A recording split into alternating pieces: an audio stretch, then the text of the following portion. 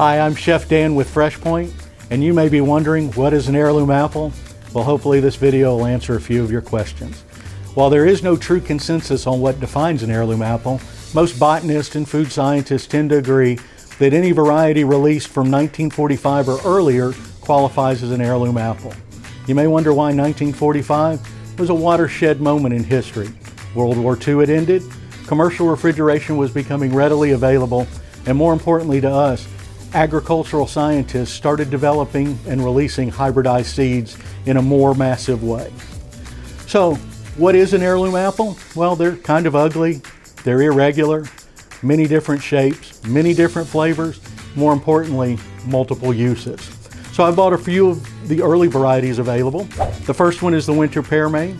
This apple was first discovered as a seedling in the 1800s in Indiana. The name winter pear Maine has two definitions. First, pear Maine originally referred to the shape and flavor of the apples. While this variety doesn't look like a pear and it certainly doesn't taste like one.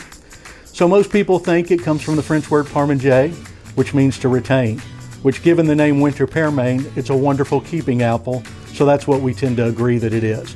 What do I mean by keeping apple? Well, in the days before refrigeration, apples were stored in cellars, and this was one of the varieties that lasted a very long time. When cured, the flavor of this is honey sweet. It's got a light texture. It's a wonderful eating apple and even great for baking. The second apple I brought today is the Espen Sandberg. This apple was first discovered in Esopus, New York in the 1700s, was a very highly regarded apple in the 18th century, so much so that Thomas Jefferson decided to plant it in his orchards in Monticello in Virginia. This apple's kind of got a Jekyll and Hyde personality. When picked young, the acidity hides the wonderful sweetness, making it a wonderful cider apple.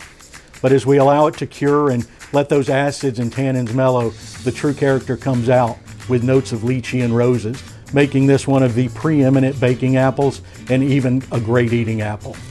The last apple is the lady apple. While small in size, it's certainly not small in flavor. This is actually the oldest of all the commercial apple varieties. Originally discovered in Brittany in northern France in the 1500s, this apple has long been prized by the British and French both, originally calling it the API apple, naming it after the forest in Brittany where it was discovered. It's got a long association with Christmas because that's when it became available. It's a great eating apple, but even more fun, core the bottom out and fill it with a little caramel for an inside-out caramel apple treat. I'm Chef Dan, and fresh things come from FreshPoint.